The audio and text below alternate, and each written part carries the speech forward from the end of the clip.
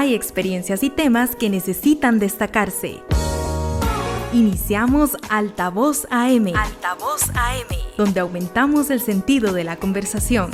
Altavoz AM, donde la entrevista y los temas de discusión se vuelven una experiencia.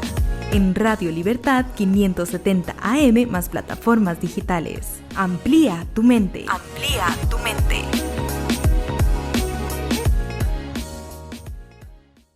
Muy buenas tardes, bienvenidos y bienvenidas al primer programa de Altavoz AM, donde le daremos campo a entrevistas muy especiales y también al análisis de temas interesantes como el caso de hoy. Hoy me acompaña Luis César Monge, quien es parte del equipo de trabajo de Fundación Ciudadelas de Libertad y también nuestro director de esta emisora. ¿Qué tal, Luis César? Hola, buenas tardes a toda la audiencia. Nos sentimos muy contentos en este primer programa de Altavoz, realmente con un tema muy interesante el día de hoy. Nos acompaña don Jorge Chinchilla Castro, quien además de ser el presidente de la Fundación Ciudadanos de Libertad, tiene experiencia en temas financieros y corporativos empresariales desde hace más de 30 años de experiencia en diferentes firmas y en socio de algunas firmas importantes en el área de impuestos. Pues don Jorge, me alegra mucho saludarlo. Bienvenido, por supuesto, a Radio Libertad en este programa de Altavoz. Buenas tardes, un gusto en estar con ustedes y poder colaborar en este programa. Hoy tenemos un programa que creo que es muy importante para todos en este tiempo, con un tema muy vigente, muy actual. Así es, Luis César. Creo que todos tenemos la necesidad de escuchar sobre este tema. A continuación vamos a escuchar el tema del día. Presentamos el tema del día. El ahorro. Conozcamos sus beneficios personales y colectivos.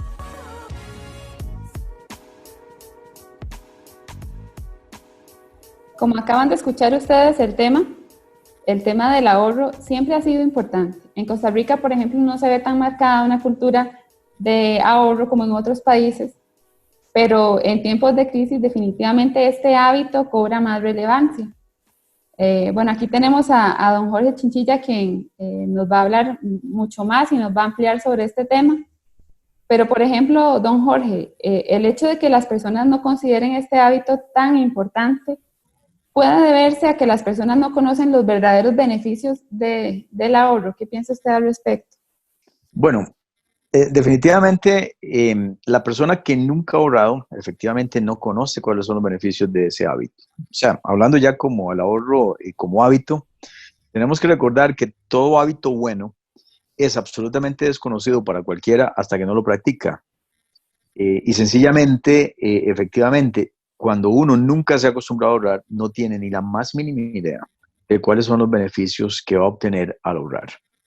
Y, consecuentemente, así como tenemos buenos hábitos como el ahorro, tenemos malos hábitos como gastar demasiado. La persona que está con el hábito malo de estar gastando mucho, tampoco puede entender cuáles son los beneficios de un hábito bueno porque está acostumbrado y su única percepción es el hábito malo. Así que, en definitiva, si hablamos incluso del ahorro, y que está muy bien tratarlo de esa manera, como un hábito, hay que entender que los hábitos efectivamente es un asunto que personalmente uno tiene que trabajar y que uno nunca va a conocer los beneficios de un hábito hasta el momento en el que se atreva a conocer ese hábito. Y para eso es necesario tener la disciplina suficiente para crear el hábito. Por otro lado, aprovechando que mencionamos la palabra hábito, tal vez referirnos a un tema también muy viejo sobre los hábitos. Decía Joco Mandino en un libro que se llama El vendedor más grande del mundo que la única manera de quitar un hábito malo es poniendo en su lugar un hábito bueno. Es decir, no hay forma de dejar vacío el campo.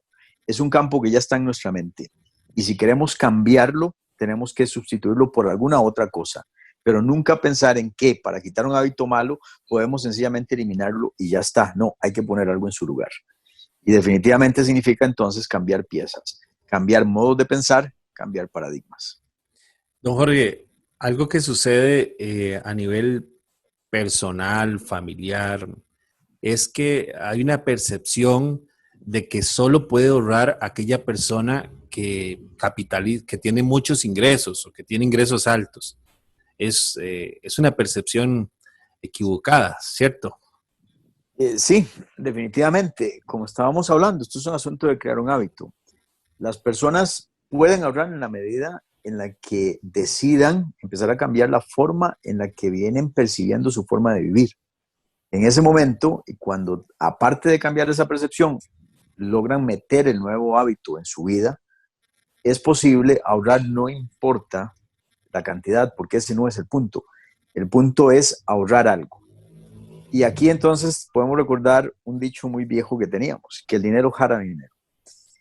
La ventaja de ahorrar es que una vez que yo empiezo a tener dinero, lo único que puede ocurrir es que empiece a tener más dinero.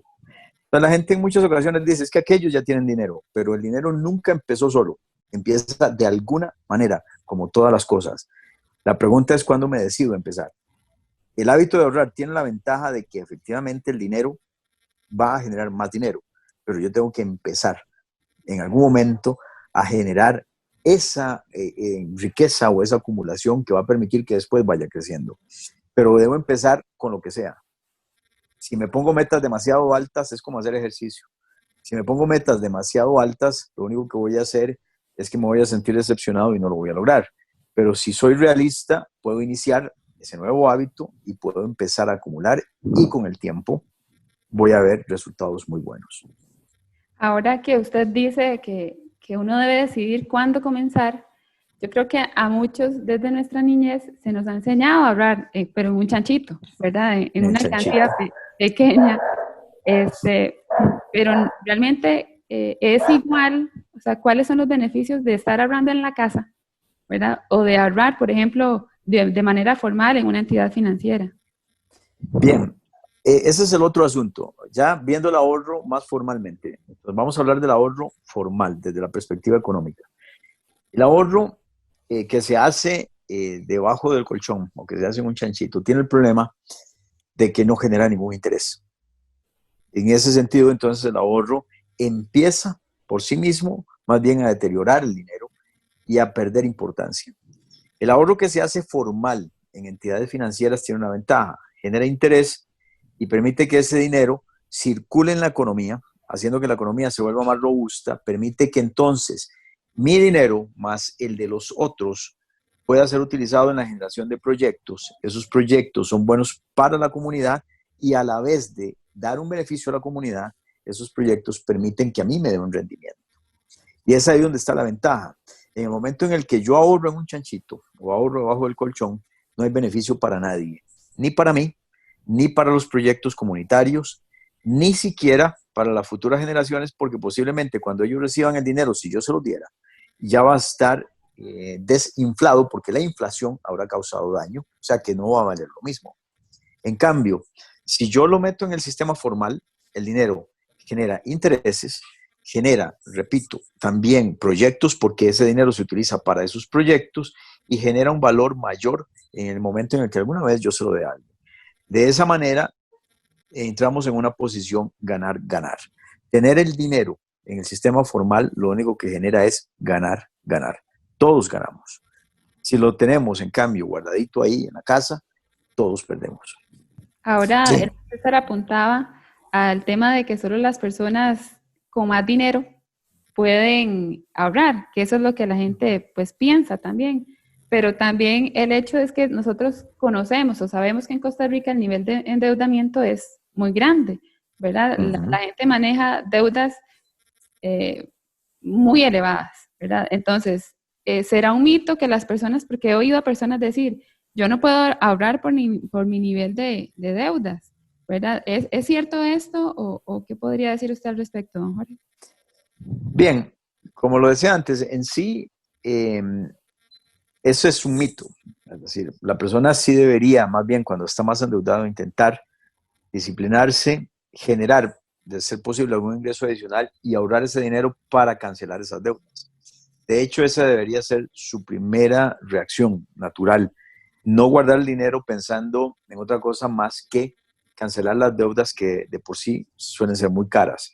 Entonces, la persona que ahorra, si empieza a ahorrar y tiene deudas, hay una contradicción, y le voy a decir cuál es, y es que los intereses que yo puedo ganar sobre una inversión o un ahorro que yo he hecho son muy bajos comparados con los que yo pago a alguien que me ha prestado dinero. En consecuencia, ¿una persona endeudada debería ahorrar? Claro que sí. ¿Y para qué? Precisamente para pagar la deuda de manera tal que disminuye los intereses, paga muchísimo menos intereses, y una vez que ha cancelado la deuda, incluso tiene más dinero para poder ahorrar más. Y volvemos a lo que decíamos hace un rato. Y entonces se cumple el famoso dicho de que el dinero jala dinero.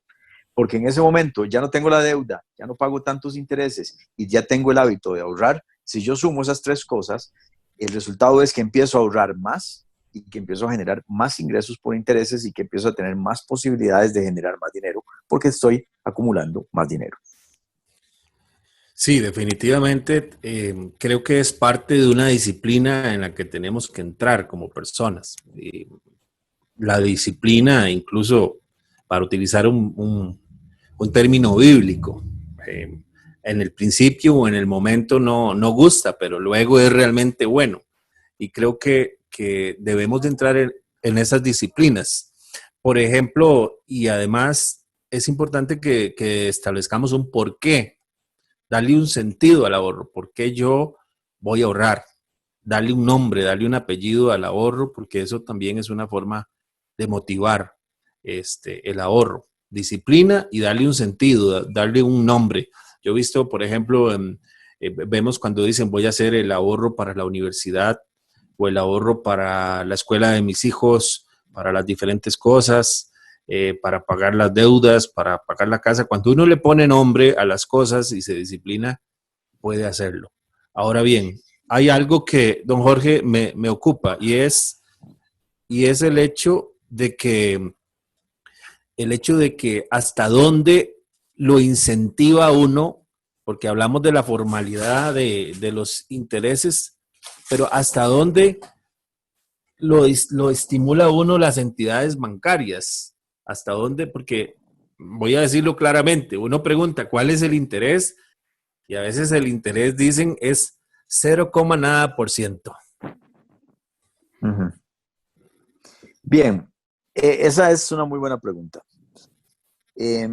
Si yo me basara para ahorrar única y exclusivamente en el estímulo que los intereses producen, entonces desafortunadamente yo empiezo a entrar en la figura del ahorro con una expectativa equivocada. El ahorro no es única y exclusivamente para ganar intereses de una institución financiera. El ahorro es, por ejemplo, como vos lo decías, poniéndole nombre a las cosas. Ejemplo, supongamos que yo ahorro porque quiero, ahora que empecé a trabajar, soy una persona de 18 años, consigo un trabajo y pienso que a los 30 años voy a tener mi propio negocio. Entonces, yo no estoy ahorrando por los intereses. Estoy ahorrando para generar suficiente dinero para tener un negocio que me va a dar un rendimiento mayor que los intereses. Una vez que cumpla algunos objetivos, como haber estudiado, tener una mayor experiencia y demás, y en ese momento tendré mi negocio. Entonces, al poner también no solamente el nombre correcto, sino las expectativas correctas sobre lo que el ahorro representa, me es más fácil visualizar por qué el ahorro sí es importante y es positivo. Pero si yo me basara única y exclusivamente en los intereses, posiblemente entraría, y efectivamente así es, con una idea negativa y desmotivado al ahorro. Y creo que eso es lo que le pasa a muchísima gente. Y coincido con lo que vos decías entonces. Es cierto, si yo no le pongo el nombre correcto, estoy equivocado. El ahorro podría ser, entonces, para, por ejemplo, comprarme, si es que así lo quisiera, ¿por qué no? Eso no tiene nada de malo, una pantalla, un televisor, que puede estar costando 400,000 colones. Si lo comprara a crédito, me va a costar 650,000, 700,000 colones. En ese caso, el interés que yo me ganaría posiblemente de ahorrar sea muy poco, pero al comprar ese bien al contado, me estoy ahorrando 250,000 colones. Eso es también ahorro. Eso es, no son intereses, pero es ahorro que me estoy ganando. Entonces, hay muchas maneras de verlo, pero si me baso única y exclusivamente en una tasa que un banco me está ofreciendo, en ese momento, repito, yo me equivoqué. No es el sistema financiero el que se equivoca. Yo me equivoqué porque tengo una expectativa equivocada sobre lo que el ahorro realmente produce y porque no logro ver más allá. El ejemplo que acabo de poner de la pantalla lo viven los ticos todos los días. Son capaces de pagar por un bien entre 300 y 400 mil colones más de lo que vale. Si pudieran tener la disciplina y esperarse 6, 7 meses y ahorrar, podrían entonces ahorrarse al final de un año en cosas que compraran hasta 1 millón de colones. Y si ese 1 millón de colones lo tomaran y lo volvieran a ahorrar, entonces empezarían a entrar en ese círculo que estamos hablando de que el dinero realmente jala más dinero. Porque entonces resulta que todos los años, en lugar de estar gastando un montón de dinero, me lo estoy ahorrando, me lo estoy ahorrando, me lo estoy ahorrando. Y con el paso de los años me voy dando cuenta de que tengo más dinero, suficiente como para entonces ahora sí hablar de un plan de retiro, que también ese es un nombre que le podemos poner al ahorro, y suficiente entonces como para asegurarme una vida más digna conforme van pasando los años. O sea, hay muchas maneras. El único problema que veo es que el ahorro, precisamente, la mayor parte de la gente lo quiere relacionar con una tasa de interés. Y en el momento en el que empezamos ahí, estamos equivocados, porque el ahorro no anda por ese lado. Y los efectos positivos del ahorro andan por otro lado. Es más, el primer efecto positivo del ahorro, ¿cuál es? En el momento en el que yo genero un hábito saludable, ya de por sí, yo empecé a ganar. Y eso no se puede medir en términos monetarios. Eso es un intangible, pero yo ya empecé a ganar. ¿Por qué? Porque soy ya una persona más ordenada. Tengo mayor control de mis finanzas, tengo mayor control de mis gastos, tengo mayor control de mi vida. Todo eso es suficiente como para decir que de por sí el ahorro ya se vuelve un asunto que no se puede cuantificar cuáles son sus beneficios. Los beneficios del ahorro son más que el dinero. Si lo pongo solo en fines monetarios, no solamente yo estoy equivocado, sino que estoy bajando el ahorro a un nivel que no tiene. Ese nivel no es tan bajo. Sí. Realmente, qué importante es identificar estas cosas. Hay otra frase que dice, haga lo que tiene que hacer hoy para que pueda hacer lo que quiere hacer mañana, ¿verdad? Puedo obligarme a las cosas que tengo que hacer hoy para que mañana pueda hacer las cosas que me plazcan. Y el ahorro es una forma de disciplinarme para hacer hoy y al día de mañana yo veré la manera de disfrutar. Ahora decía usted, don Jorge, algo que me gusta para ponerle nombre a lo que son las pensiones complementarias, por ejemplo. Qué importante que uno pudiera ponerle al chanchito, como decían los abuelos, que el que guarda siempre tiene, ¿verdad? Al chanchito de la pensión complementaria un poquito. Porque eso es un ahorro, pero también, don Jorge, hay activos que también pueden significar un ahorro. Hay cosas que yo puedo adquirir que pueden significar un ahorro o más bien pueden significarme un gasto que me haga perder valor. Bueno, efectivamente así es, por eso. Aquí tal vez podríamos entonces recomendarle a la gente que se lea un libro que se llama Papá Pobre, Papá Rico. En este libro, el autor hace algún análisis de la diferencia entre un papá pobre y un papá rico, porque él dice que él tuvo los dos. Uno era su padre biológico y el otro era el papá de su mejor amigo. Uno era millonario y el otro no. Y que entonces de ambos aprendió muchas cosas y logró determinar cuál es la diferencia entre los que logran generar mayor riqueza y los que no. Entonces, una de las cosas que él identificaba efectivamente es que la mayor parte de los consejos de su papá pobre lo llevaban a consumir cosas que no necesitaba. Mientras que los consejos de su papá rico le decían, métase en las cosas en donde usted aprenda a cómo generar más ingresos, ya sea a través de más conocimiento que después se va a convertir en un mejor salario, en una mejor retribución, pero no empiece a gastar en cosas que se representan un gasto. Y él ponía un ejemplo, y conste que este libro es un libro entonces escrito para la población norteamericana, pero que aplica para todo el mundo. Él ponía el ejemplo de la persona que al empezar a ganar se compra un carro. Decía, bueno, ¿para qué un carro? El vehículo lo único que le va a generar es una serie de gastos de mantenimiento y demás. Y él preguntaba, ¿realmente lo ocupa en este momento, sí o no? Entonces, efectivamente, hay gente que dice, no, pero es un activo. No, Sería un activo si usted compra un carro y lo va a ir a vender. Porque entonces lo compra en 10,000 y lo vende en 11 y se ganó 1,000. Lo uso Pero para negocio. es correcto. Pero si yo lo uso para consumo propio, en ese momento ya no es un activo y ya no me genera ningún valor. Entonces, ahí era donde estaba la diferencia que él decía entre ser rico y ser pobre. El rico ve el negocio que se puede hacer y cómo puede generar más. La persona pobre piensa en el consumo y el consumo como tal, y la palabra lo dice, consumo, va consumiendo las cosas, las va desgastando, va deteriorando las cosas. El consumo no genera riqueza. Que es lo mismo que vos decías hace un momento. Y tal vez ahí, pues entonces nos vamos un poco para atrás a lo que también dijiste hace un rato de la parte de la Biblia. Ok, mencionemos la Biblia. Entonces, hay un tiempo para cada cosa.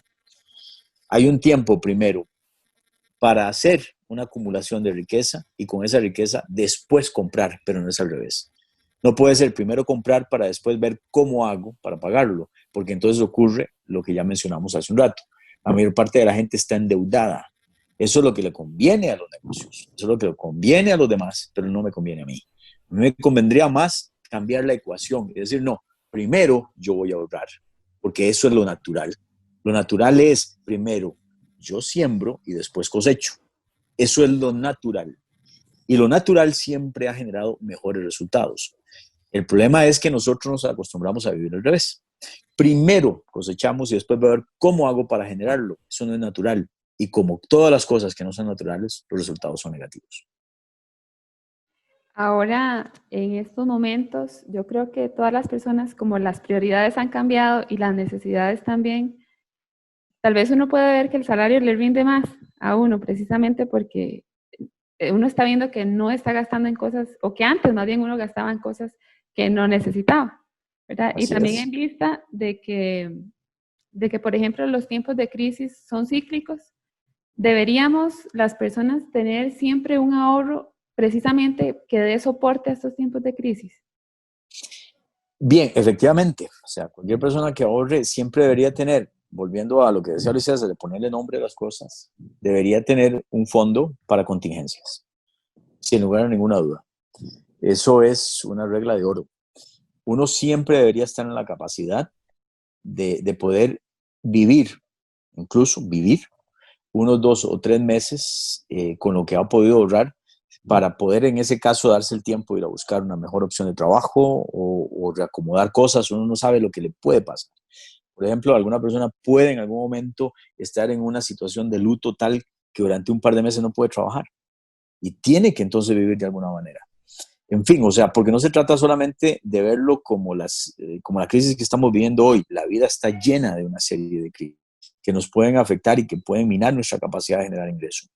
El ahorro, en definitiva, debe tener dentro de uno de sus componentes un plan de contingencia. Voy a ahorrar también por aquello de que en algún momento necesite algo y que no estaba pensado, no estaba planeado y que yo deba soportar esa situación y que ese ahorro me permita soportarla bien. Entendemos. Ahora yo tengo una pregunta técnica, digamos, más técnica. ¿Qué pasa, digamos, porque uno ahorra y hace sus planes, pero también he visto que hay personas que ahorran en monedas extranjeras? O sea, ¿por qué se hace y cuáles son los beneficios o cuáles pueden ser los riesgos también? Bien, bueno, el asunto de invertir en otras monedas. Ok. Depende mucho, primero, de cuál es mi fuente de generación de ingreso y de cuál está siendo mi capacidad entonces de ahorro. El ahorrar en una moneda extranjera, primero, no es cualquier moneda extranjera. En economía se dice que hay monedas fuertes y monedas débiles. Entonces, si voy a invertir, obviamente, en una moneda, tendría que ser una moneda fuerte. La idea de invertir en una moneda fuerte es mantener el valor del dinero en el tiempo. Y vuelvo a repetir, incluso las monedas fuertes tienen un pequeño inconveniente, y es que si nos parecen que los intereses en colones, por ejemplo, son ridículos, peor en el momento en el que investigamos cuáles son los intereses que pagan las monedas fuertes. Las monedas fuertes casi no pagan nada, porque precisamente como son así de fuertes, mantienen el valor del dinero y consecuentemente su rendimiento es muy escaso. Pero de nuevo, eso demuestra lo que habíamos dicho. La persona que se quiere meter a hacer ahorro pensando en la tasa de interés ya empezó mal y no entiende para qué sirve el ahorro. Entonces ahí lo que hay que cambiar no es que el sistema financiero o el sistema económico esté malo. No, es que mis expectativas sobre lo que el ahorro están equivocadas y tengo que ir y retomar el tema y volver a estudiar un poquito y ubicarme bien.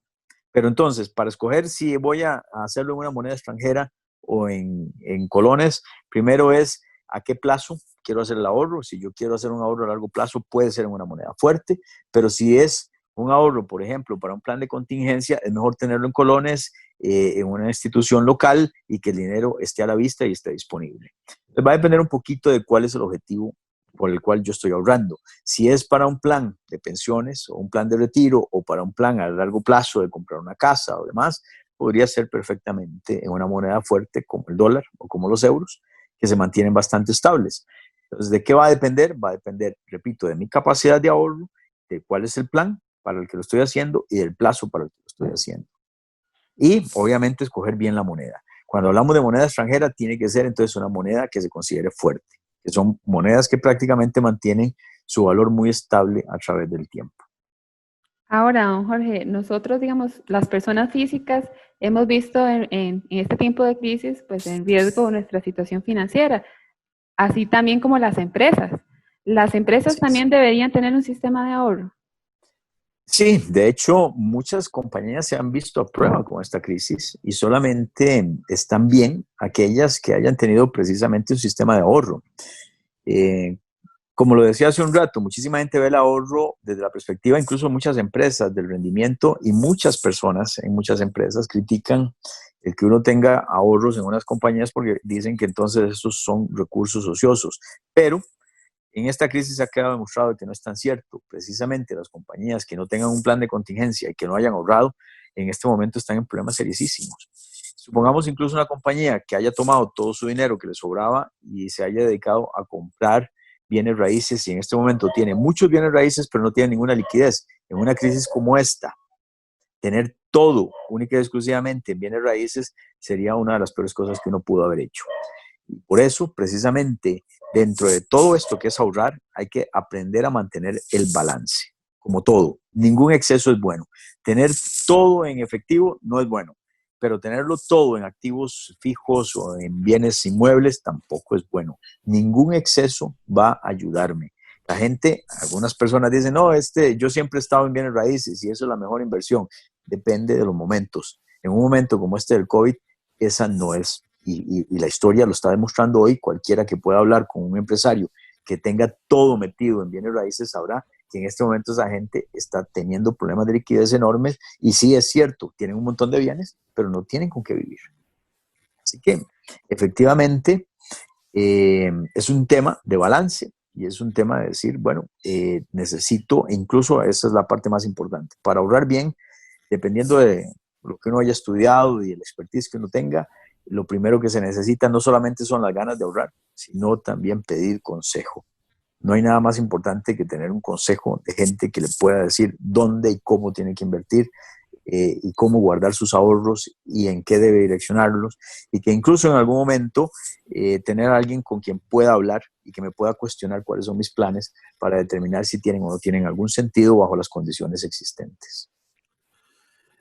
Muy bien, muchas gracias, don Jorge. Vamos a hacer una pausa y vamos a regresar en unos momentos. Estamos aquí hoy con don Jorge Chinchilla, acompañando también a Francini Durán, y estamos aquí en los 570 AM, Radio Libertad, ampliando nuestra mente. Regresamos en unos minutos.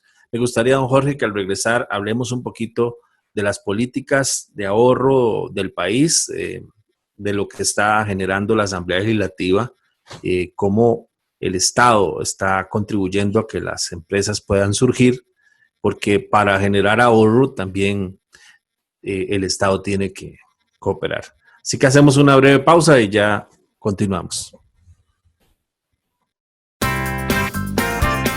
¿Valoras la libertad? Es importante saber que este valor te permite elegir entre el bien y el mal responsablemente. Vivir libremente es respetar y decidir. Llenemos de valores el mundo. Promovamos la libertad. Un mensaje de Fundación Ciudadelas de Libertad. Transmitimos radio para toda Costa Rica. Transmitimos progreso. Seguinos en Facebook. Fundación Ciudadelas de Libertad es una organización sin fines de lucro. Nuestra misión es estimular el progreso mediante la cultura y la educación. Nos visionamos con vanguardia en la lucha por el desarrollo profesional y social de jóvenes impulsores. Brindamos oportunidades de educación y formación de conciencia social. Que se siente el movimiento de las juventudes y el liderazgo positivo. Seguinos en Facebook. Hola Jorge, ¿estás listo para salir? Ari, tengo un poco de tos y dolor de garganta, entonces mejor vamos después. Eso no es nada, alístate y vamos que todavía nos da tiempo. No es eso, Ari. Pasa que si yo me cuido te protejo a vos, a mi familia y a todas las personas. Es tiempo de ser conscientes y cuidarnos en conjunto. Tenés razón, Jorge. Hay gente que la puede pasar muy mal si le da un resfrío o algo más. Si somos conscientes, protegemos a quienes más queremos. Un mensaje de Fundación Ciudadelas de Libertad. ¿Sabes cómo podés ser una persona con excelencia? Empezá por identificar tus fortalezas y debilidades y a partir de ahí, exigite lo mejor en cada cosa que haces. No desistas de adquirir hábitos positivos. Llenemos de valores el mundo. Promovamos la excelencia. Un mensaje de Fundación Ciudadelas de Libertad. Transmitimos radio para toda Costa Rica. Transmitimos progreso. Seguinos en Facebook. Transmitiendo para todo Costa Rica. TICLR. Radio Libertad 570 AM. Amplía tu mente. Amplía tu mente. Bueno, regresamos de la pausa comercial para continuar conversando. Aquí estamos con don Jorge Chinchilla, con Luis César Monge, sobre el tema del ahorro y la situación que ahorita se nos presenta. Luis César tiene una consulta en específico, ¿cierto, Luis César? Bueno, como les decía anteriormente, previo a la pausa, algo muy importante para nosotros como costarricenses, como empresas, como empresarios, es la certeza o la seguridad jurídica con la que nos movemos. Y la seguridad jurídica la tiene que generar el Estado costarricense a través de su gobierno central, de los otros poderes de la República y sus diferentes instituciones. Ha pasado, don Jorge, que en los últimos tiempos hemos experimentado una incertidumbre y quiero que dentro de su especialidad, aprovechar lo que está hoy, hablemos del tema de las directrices fiscales. Esta es una materia de reserva de ley, los impuestos, pero hay una serie de incertidumbres. Esto que se denomina directrices que establecen los jerarcas de Hacienda, que nos afectan como contribuyentes, en el sentido que hoy sale un reglamento o sale una ley o sale una directriz que tiene un sentido. Alguna gente llama el espíritu de la ley, aunque las leyes no tienen espíritu, sino las personas que las crean, pero tienen un sentido. Y días después, ese sentido tiene otra interpretación, tiene un cambio y ya dicen, a aquellos les aplican, a los otros no les aplican, al Estado no le aplica, pero al generador, como el sector privado, el generador de una riqueza importante, sí le aplica y esto nos afecta. ¿Cómo considera usted desde el punto de vista de la estabilidad para generar riqueza, para generar ahorro, para generar trabajo, cómo se está desenvolviendo el Estado en la generación de esas posibilidades de crecimiento económico? Bien, esa es una pregunta interesante, es compleja y la vamos a ir explicando. La respuesta un poco ir, digamos que desenrollando el asunto porque tiene muchas formas de verse. Sin embargo, bueno, primero estamos en una crisis. Por supuesto que nadie estaba absolutamente listo para esto. Y crea entonces, como ya se ha dicho, nuevos paradigmas y el término que se ha acuñado es una nueva normalidad, en donde tenemos un problema. Efectivamente que hay una cierta incertidumbre. Se habla mucho de nuevos impuestos, se ha hablado de cosas que hay que hacer, sin embargo, no se tiene claro cuál es el norte. Y ese sí es un problema. El sector económico, y eso siempre ha sido algo que se ha dicho, necesita entender cómo está marcada la cancha para saber cómo vamos a jugar. Es la única manera de que yo pueda hacer planes, porque yo necesito saber hasta dónde me permite la ley llegar, cuáles son mis límites, cuáles son las ventajas que se me ofrecen, cuáles son los beneficios que voy a obtener, cómo se me va a gravar y por qué. Entonces, al tener todo esto claro, como negocio, me es posible establecer algunos procesos y algunas metas para lograr mis objetivos. De ahí que en este momento sí estemos en una situación complicada, porque efectivamente a hoy, aparte de que la crisis genera incertidumbre, hay una incertidumbre sobre cómo va a funcionar el sector económico, incluyendo no solamente impuestos, sino incluso otras regulaciones alrededor de lo que está pasando. Toda esa incertidumbre sumada hace que necesariamente la generación de la riqueza se vea comprometida, sin lugar a ninguna duda. Porque al no tener certeza de hacia dónde vamos, tengo el problema de que no estoy seguro de cuáles son los pasos que debo tomar para llegar ahí. El país como tal sí necesita, y es urgente, que decida algunas cosas y que se determinen bien, porque sí tenemos un pequeño problema. Hemos hablado mucho de temas en estos días a nivel de la crisis, a nivel país, de las cosas que se deben hacer, o sea, del qué. Y creo que sale muchísima gente defendiendo lo que ha hecho a nivel de gobierno con respecto al qué, cuando el problema no ha sido el qué. Y yo creo que en el qué muchos estamos de acuerdo. El problema ha sido el cómo y el cuándo se ha hecho. Para poner un ejemplo de uno de esos errores que se han cometido, tiene que ver con el tratamiento que se le ha dado a las fronteras a nivel de importaciones. O sea, el qué, había que cuidar el acceso, sí. El cómo es lo que está y debe ser cuestionado. No podemos solamente llegar y decir que no va a pasar la gente o que no van a pasar las mercaderías porque tenemos una emergencia sanitaria.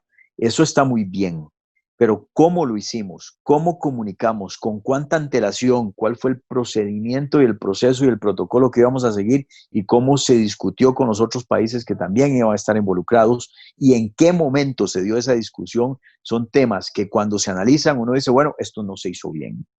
Entonces, alguien dirá, bueno, pero era importante, la emergencia sanitaria nos obligaba a tomar medidas. Sí, señor, pero había que hacerlo bien. El qué no se está cuestionando. Yo lo que sí creo que no se hizo bien fue el cómo y el cuándo. Sencillamente no fueron comunicadas en forma adecuada y tampoco se crearon los protocolos y los procesos adecuados con los otros países.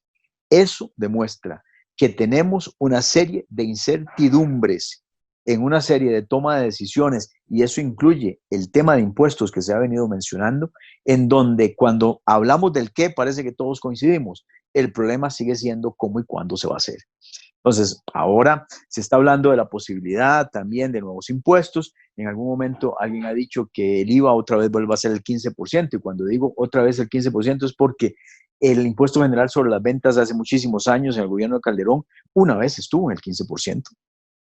Eso no es nuevo en este país, ya esa medida ya se había tomado, pero la pregunta va a ser de nuevo, ¿cómo y cuándo volvería a estar en el 15%? ¿Y cómo y cuándo volvería a estar en el 13%?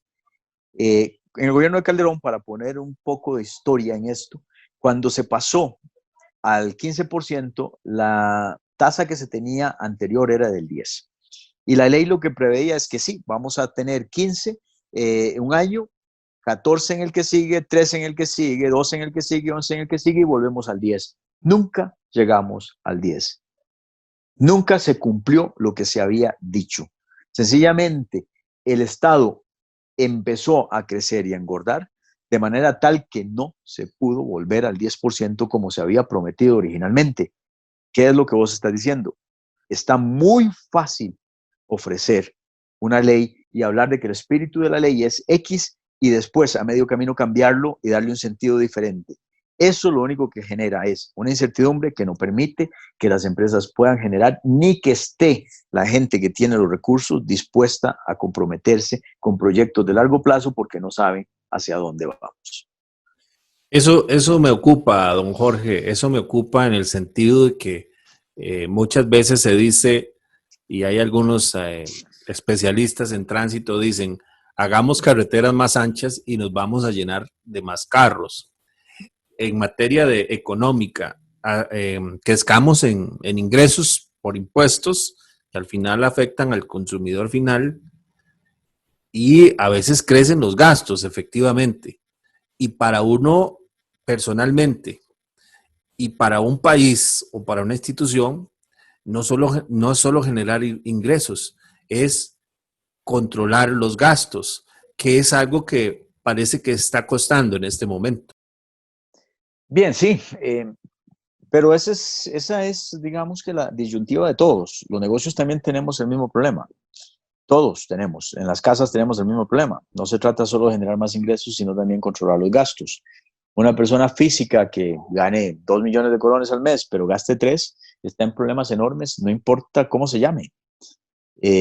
Ahora alguien dirá, ¿y qué? Nada, da lo mismo. Si alguien gana 10 millones de colones y gasta 12 o 13 millones de colones por mes, si no logra mantener un equilibrio entre los ingresos y los gastos, definitivamente está destinado al fracaso.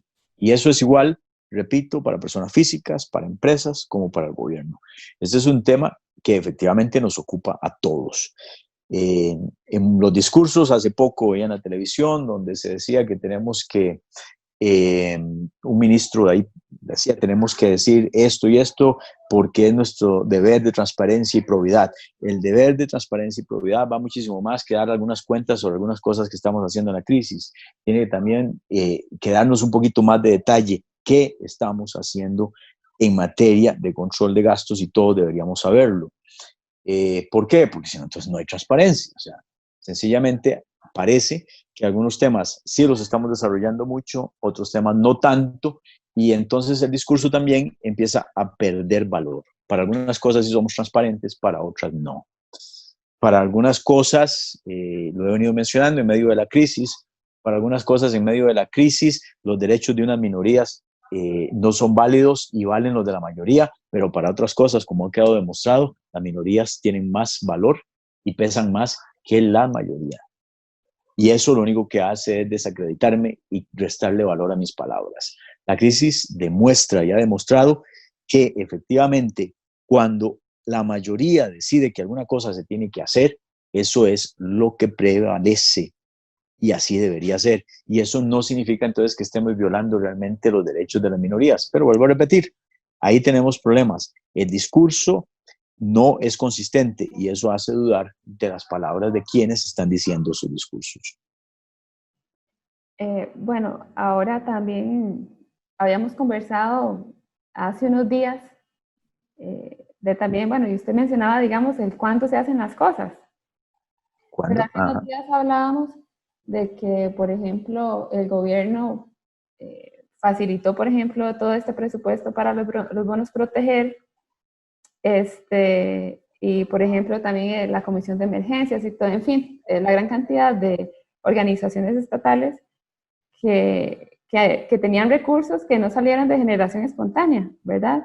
Entonces, tal vez si usted se puede referir a ese tema, don Jorge. O sea, de instituciones que ya tenían recursos. Superávit, por ejemplo, como el INSS, que tenía un superávit y que donó la mitad de su superávit. Exacto. Sí, bueno, precisamente ese es uno de los temas más interesantes. Y bueno, la semana pasada que estaba también dando una charla mencionaba precisamente ese tema, de que de alguna u otra manera el mundo, los países y la economía en general ha venido generando una riqueza que de alguna u otra manera ahí está acumulada y en algunos lados tiene que estar, o sea, en algunas instituciones, en las cuentas de alguien, o sea, la riqueza que se viene generando año tras año, en alguna parte llega a estar. Y precisamente hablando entonces, retomando el tema de la contingencia que hablábamos hace un rato, de tener un fondo de contingencia, eso demuestra que siempre hemos tenido recursos. Hace tal vez poco antes de que empezara la crisis, alguien escribió algo y ahí tuve que disentir con esa persona y lo puse abiertamente. Le digo, mira, en todo lo que ha dicho estoy de acuerdo, excepto en una cosa, en que somos un país pobre. Eso, honestamente, se lo podrán creer un montón de gente que le conviene ese discurso de decir que somos un país pobre porque de esa manera mantiene controladas las masas. Pero este país no es pobre. Nosotros no tenemos una sola foto de niños de 10 años que parecen de 5, como si los tienen otros países del mundo. Nosotros no podemos encontrar en Costa Rica una sola foto en esas condiciones, porque eso no existe. Pero nos ha convenido precisamente decir que sí. Sí tenemos riqueza, la hemos acumulado, y precisamente ahora que llegaron las épocas de las vacas flacas, hay que comerse algunas de las cosas que hemos acumulado en la época de las vacas gordas. Eso nos toca a las personas físicas, eso le toca a las empresas, eso le toca al gobierno. Todos vamos a tener que empezar a hacer eso. ¿Por qué? Porque así es. Los ciclos de la vida son así. La historia está llena de estos ciclos. Este es uno de esos. Y repito, la riqueza que hemos generado es el momento de empezar a usarla para salir de la crisis en la que estamos. Y en lugar de poner cara triste, deberíamos estar contentos de saber que esa riqueza ha existido y que se ha acumulado para que en este momento podamos seguir adelante. Pues desde la perspectiva de ese bien que se ha generado, volvemos al tema del ahorro. Efectivamente son ahorros que se han venido generando, que gracias a Dios han existido. Han habido efectivamente superávits en muchas instituciones del gobierno que todavía están ahí y que se pueden usar para generar precisamente bienestar en la población en una época de crisis, y lo que queda es combinar cosas. O sea, no se trata solamente ahora de dar dinero, sino también de ver cómo dentro de unos meses ofrecemos oportunidades para que ellos también puedan salir adelante y para que volvamos otra vez a generar riqueza para el futuro. Ese es el reto. Es un reto de la sociedad costarricense como un todo. La solución, que también lo he venido mencionando, no está solamente en el sector público ni está solamente en el sector privado. Está en ambos.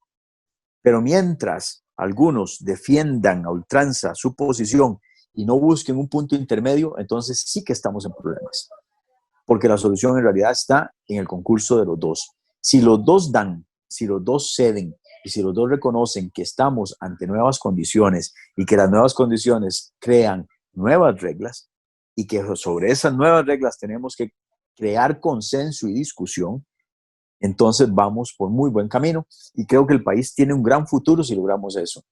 Lo que sí me parece es que por lo menos a la fecha, y ahí sí hay que ser realista, no hemos logrado esa discusión en conjunto, no nos hemos podido sentar a la mesa, siguen habiendo posiciones encontradas y cada uno se está yendo a los extremos. En los extremos no está la solución. Pero de nuevo, lo bueno y lo positivo del país es que efectivamente sí teníamos alguna riqueza acumulada, algunos superávits en algunas empresas y en fin, o sea, tenemos una capacidad instalada, hemos invertido mucho en educación, entonces tenemos gente muy preparada, en fin, hay muchísimo que hemos acumulado en el tiempo que va a permitirnos salir adelante y salir muy fortalecidos. Ahora, en materia económica, ¿qué preguntas debería de empezar a responder el gobierno? O al revés, ¿qué preguntas como pueblo costarricense deberíamos empezar nosotros a hacer? Bueno, ese sí es todo un tema, porque precisamente también hace no mucho, tal vez unos 15 días, escuchaba a alguien en un noticiero y que hizo algunas preguntas y por ahí parece que alguien escribió por WhatsApp y en ese momento, un poco molesto, él contestó y él decía, bueno, yo hago las preguntas porque ese es mi trabajo, decía el periodista, y no doy las respuestas porque ese es el trabajo de la gente del gobierno. Si a mí, y eso es lo que él decía, si a mí me hubiesen escogido como presidente, yo tendría que dar esas respuestas, pero no soy el presidente. Y en ese momento, pues me pareció que de alguna u otra manera lo que estaba diciendo era cierto. Sin embargo, también hay que reconocer, no podemos tirarle todo, y por eso lo dije hace un momento, no puedo tirarle todo al sector público, al sector privado va a tener que ayudar y vamos a tener que concursar todos en la búsqueda de una solución. Entonces, las preguntas que hay que hacer y la más importante para mí es, ¿qué tan dispuestos estamos a negociar? Porque no se trata de decir, hagamos preguntas económicas y respondámoslas. Para sentarse en una mesa y llegar a un acuerdo, lo primero que necesito es estar seguro de que la contraparte es una parte que quiere negociar y que quiere llegar a algo. Si el gobierno, por ejemplo, no quiere llegar a nada, entonces sentarnos a hacerle preguntas y sentarnos en una mesa con ellos no tiene ningún sentido. Si el sector privado también está cerrado, si nos vamos a reunir con la Cámara de Industrias, con la Cámara cualquiera, porque hay varias, pero y vamos a hablar de un tema, y lo primero que logro notar es que no hay disposición a negociación alguna, entonces ninguna de estas reuniones va a llevar a ninguna parte.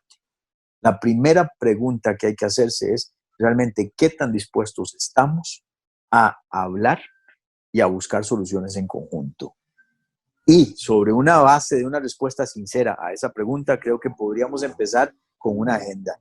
Pero para mí, repito, la primera pregunta no es una pregunta técnica, ni es una pregunta que tenga que ver con factores económicos o de impuestos. Es una pregunta más de valores, es parte de lo que he venido insistiendo en los últimos tiempos, es saber que me estoy sentando a la mesa con gente con la que se puede trabajar y que están dispuestos a escuchar y que podemos traer ponencias, discutir cuáles son los pros y los contras de estas y buscar lo mejor para el país. Si eso está puesto en la mesa, el resultado es positivo. Si no, entonces definitivamente tenemos problemas. Así que antes de empezar a hablar de temas muy técnicos, es hora de hablar de hasta dónde realmente queremos trabajar por el país y no hay compromisos adquiridos que hagan que las soluciones que estemos proponiendo no sean adecuadas. Esa es la primera pregunta que hay que hacer. Las demás vienen después y creo que tenemos recursos, me refiero a humanos y recursos técnicos para ver las partes ya un poquito más específicas de temas económicos, financieros, impositivos. Eso creo que el país tiene los recursos, tiene la gente, tiene con qué hacer todo eso. Pero para poner toda esta gente en un solo punto necesitamos también, repito, crear un ambiente positivo y adecuado para esa pregunta. ¿Estamos dispuestos todos a trabajar en serio en esto? ¿Sí o no? Y si no, pues bueno, ya sabremos entonces el destino del país se vería negro si esa no es la disposición. Pero esa pregunta tiene que ser respondida mirándonos a los ojos y asegurándole a la gente, al pueblo, de que eso se va a hacer. El mismo pueblo es hora de que también se le haga la pregunta. ¿Ustedes quieren luchar por Costa Rica o cada uno está luchando por su propio estómago? Porque efectivamente también, y como lo dije hace un momento, esto no es un tema solo del gobierno. También hay que preguntarle al pueblo si el pueblo también está dispuesto a luchar por Costa Rica o está luchando solo por sus propios intereses. Porque no están aquí el gobierno solo. Tampoco voy a echarle todo el problema al gobierno como si fueran los únicos. También hay muchísima gente en la calle que definitivamente sigue pensando solamente en sí mismo. Esa no es una gran cosa. Eso no es una gran virtud. Y esa gente también es parte del pueblo de Costa Rica. Esa generalización de que el pueblo de Costa Rica es todo bueno, lo único que hace es precisamente ocultar los lunares que tenemos y al no ser realistas nunca vamos a buscar la solución. Eso no es verdad. Hay alguna gente que definitivamente en el momento en el que puede nos hace tropezar. Hay que también ser conscientes de que eso es así y luchar contra eso. Sí, don Jorge, me gusta montones al punto que después de todo lo que hemos venido hablando, me gusta montones cómo la conversación nos ha llevado a pensar en el positivismo, ¿verdad? Porque en este momento en el que estamos es sumamente importante que todos nosotros, y es importante decirle a los oyentes, tenemos que cargarnos con una mentalidad muy positiva para enfrentar las cosas. Así es. Ver las bondades que tenemos en nuestro país, las oportunidades, en lugar de cargarnos de dudas, de tensiones y buscar la colaboración unos con otros. Dicen, don Jorge, que el río revuelto, ganancia de pescadores.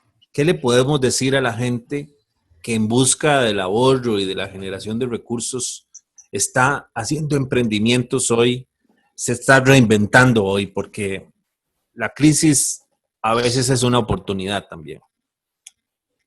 Bien, yo diría que más bien la crisis siempre es una oportunidad, ¿verdad? Ahora, la pregunta es si la quiero tomar o no, ¿verdad? O sea, y como todas las oportunidades que la vida nos presenta, cada uno de nosotros tiene libre albedrío y la decisión de tomarla o no tomarla. Primero, como lo decía hace un rato, o sea, nosotros hemos acumulado riqueza, no solamente Costa Rica, el mundo entero. Así que no es cierto que esta es una crisis que nos va a poner de rodillas, eso es mentira.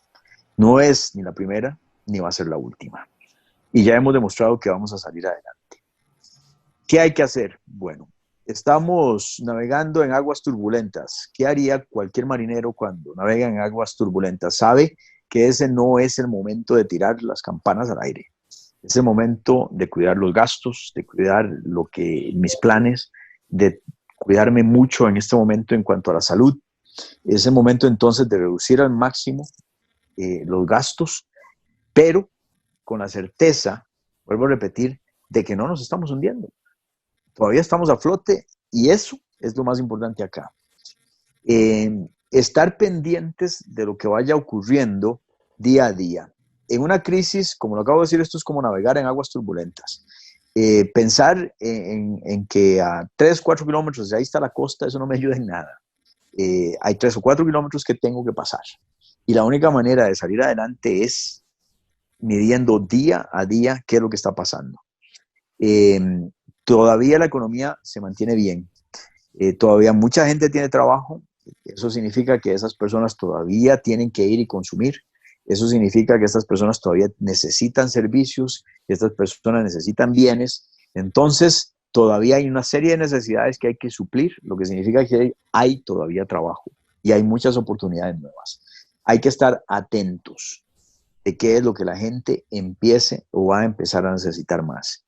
Muchas personas lo que van a necesitar en este momento, porque no quieren salir de sus casas, es que la mayor parte de los servicios se reciban a domicilio. Así que si alguien acostumbraba a hacer algo en un local, es hora de que empiece a ofrecer su servicio a domicilio. A sus vecinos, a la gente que está más cerca, gente que ya no quiere ir y exponerse. Entonces, las comunidades tienen que hacerse más fuertes. Dentro de la misma comunidad, ahora hay mayor necesidad de servicios y de bienes que antes, porque, repito, la gente ya no quiere desplazarse demasiado. Aquellas personas que estén asumiendo esto con seriedad, saben perfectamente que desplazarse innecesariamente lo único que produce es un riesgo que no tiene sentido tomar. Así que las comunidades son las que tienen que fortalecerse. Incluso el mismo panadero, o sea, la gente que hace repostería, ofrecer precisamente que van a entregar en la casa. La gente seguirá consumiendo, seguirá teniendo necesidades. Lo que hay que hacer es ofrecer una disponibilidad del bien que antes no se tenía. Antes los clientes tenían que venir, ahora yo voy a tener que ir. Lo mismo pasa con los profesionales. Los profesionales vamos a tener que ofrecer una apertura, ya sea virtual o incluso en reuniones que antes no se tenía. Ya no podemos decirle, venga, ahora nosotros tenemos que ir. O tenemos que tener un acceso que antes no teníamos, como son las reuniones virtuales.